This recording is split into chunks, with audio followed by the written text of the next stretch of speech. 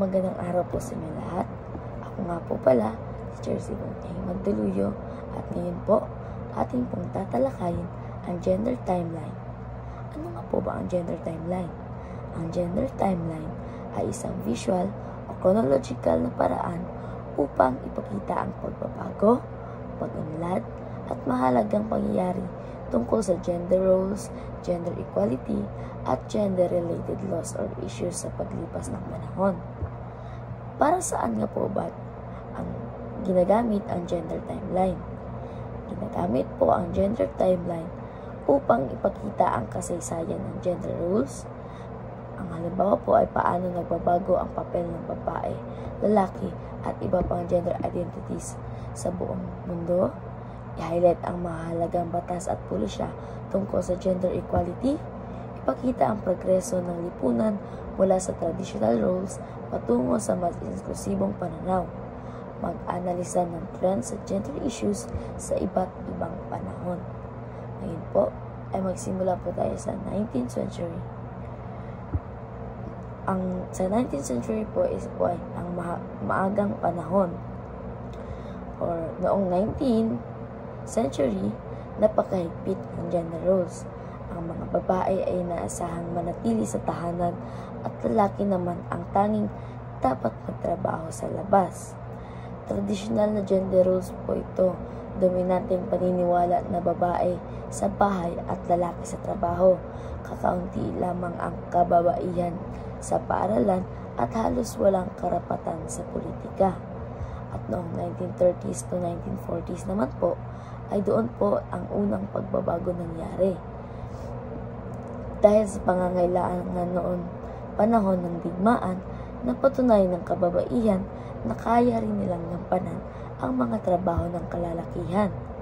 Mas maraming babae ang napilitang pumasok sa workforce dahil sa digmaan, nagsimulang questionin ang ideya na pangbahay lang ang kababaihan. At noong 1960s to 1970s naman po, ay nagkaroon na ng Women's Rights Movement o pag-usbong ng Women's Liberation Movement sa iba't ibang bansa, pagpapatulad ng mga batas para sa equal employment at educational opportunities, at pagtulak para sa reproductive rights.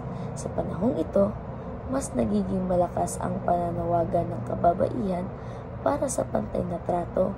Maraming batas ang ipinaglaban ukol sa equality sa trabaho at edukasyon. At noong 1980s to 1990s naman po, ay doon po nagpalawak ng gender equality, pagkikilala sa konsepto ng gender bilang socially constructed, hindi lang biological. Schools and workplace starts adopting gender-sensitive policies. International organization promote gender mainstreaming. Dito po na ipakita na ang gender ay hindi lamang tungkol sa biyolohikal na kaibahan. Mas malawak itong konsepto na binubuo ng lipunan. At noong 2000s naman po, simula ng mas malawak na diskurso. Lumawak ang talakayan tungkol sa LGBTQ+ rights. Mas maraming bansa ang nagpatupad ng anti-discrimination policies. Media and pop culture begin to challenge gender stereotypes.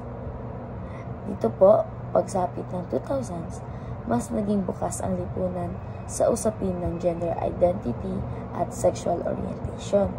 At noong 2010s naman po, patuloy na paglaban para sa equality. Anti-discrimination ordinances sa lokal na pamahalaan, malawakang kampanya laban sa gender-based violence, pagtaas ng acceptance sa diverse gender identities. At sa dekadang ito naman po, mas naging matatag ang kampanya para sa pagrespeto at proteksyon ng iba't ibang gender identities. At ngayong 2020s naman po ay ang modernong panahon.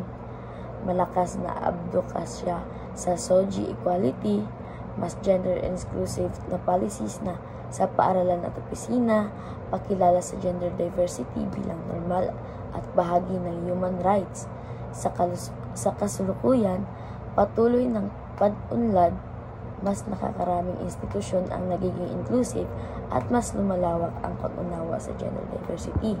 Sa kabuuan po, ipinakikita ng gender timeline na malayo na ang narating ng lipunan pagdating sa gender equality, mula sa mahigpit na gender roles hanggang sa mas inklusibo at pantay na pananaw ngayon.